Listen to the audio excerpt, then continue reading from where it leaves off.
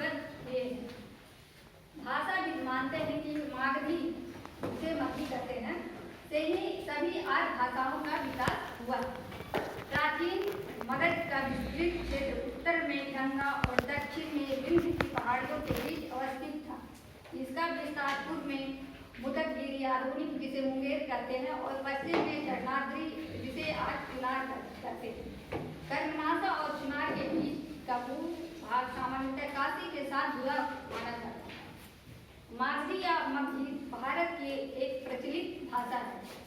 मगही शब्द का विकास मागधी से हुआ है।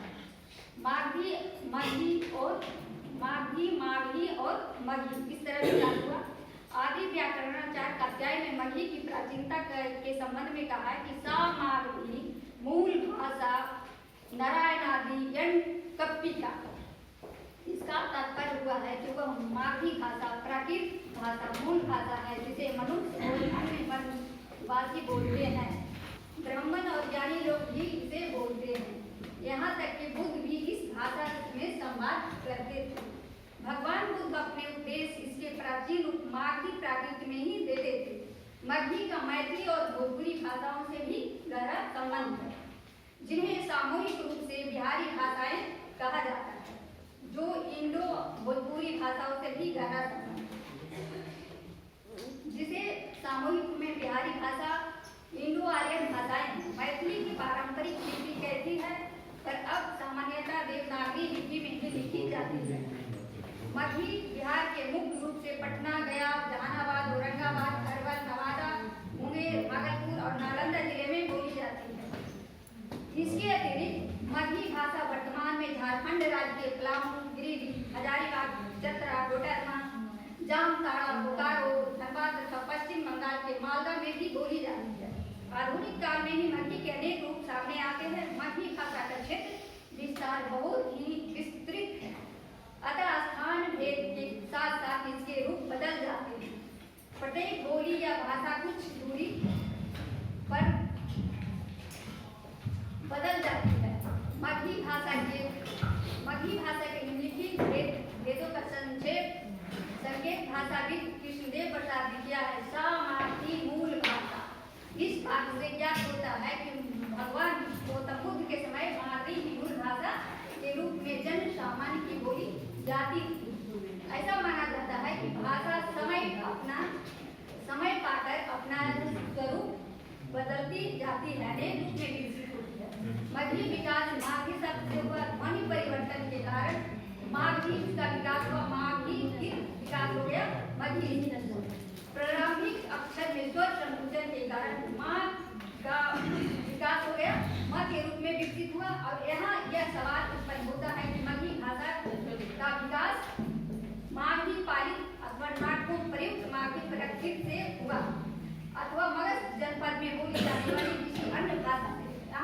जहाँ तक नाटकों में प्रयुक्त होने वाली मागधी प्राकृत का संबंध उससे मगही का विकास नहीं माना जा सकता, क्योंकि मागधी र का ल और दम सा का तालव्य सब हो जाता है, जबकि मगही में र और ल तथा स आदि ध्वनियां अस्तित्व है।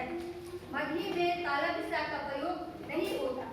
मागधी में ज का या हो जाता है, किंतु मगही में यह ज के रूप में ही मिलता है। उदाहरण जैसे जन फिर जन्म हो गया, फिर जैसे जल का जल ही रहा। मागधी में ऊंच का उच्छक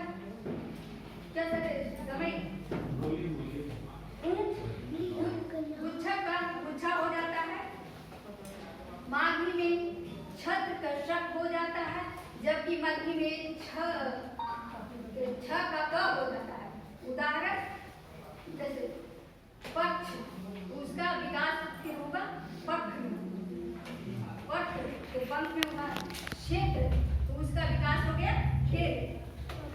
उपयुक्त उदाहरण तथ्यों के आधार पर यह कहा जाता है कि मागधी प्राकृत से मगही का विकास नहीं माना जा सकता। पाली जिसे मागधी कहते हैं उससे मगही के विविध शब्द मिलते हैं। उदाहरण के रूप में जैसे निस्सेनी, जिसे हम लोग सीखिए थे निस्सेनी का निस्सेनी हो गया, गच्छ का गाछ हो गया, रुख का रुख हो गया, जंखने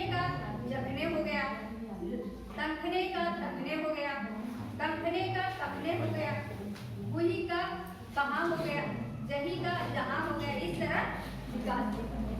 परंतु पारी और मगही की गुणात्मक विवेचना से यह स्पष्ट हो जाता है कि पारी मागधी से भी मगही विकसित नहीं हुई।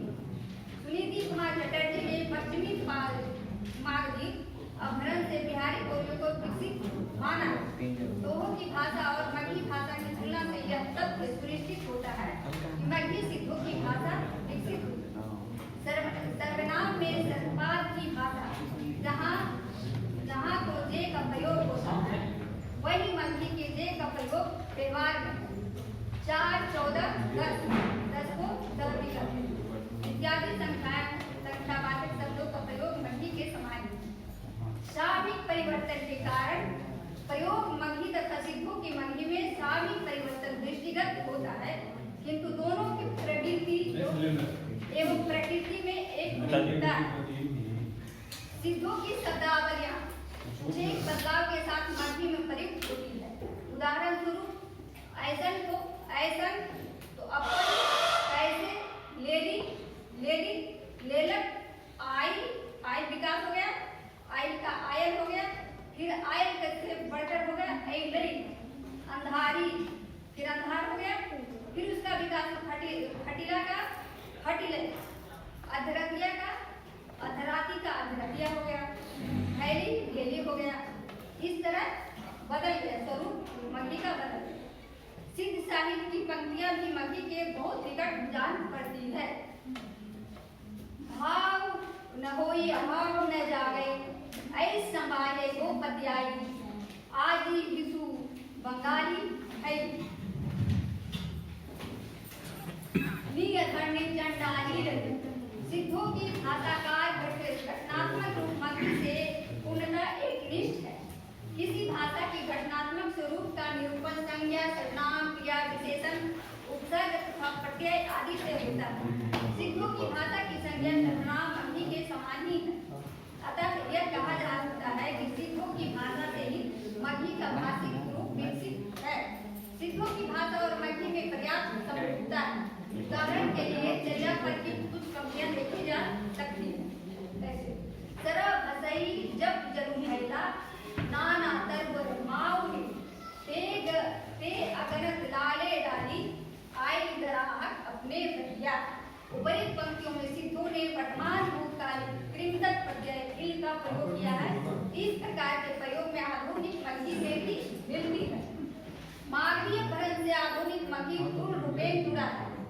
अपभ्रंश में प्रयुक्त विभक्तियां संज्ञा पदों के रूप मगही में पाए जाते हैं। उदाहरण निष्कर्ष दे दीजिए। अब तो सभी से जानिए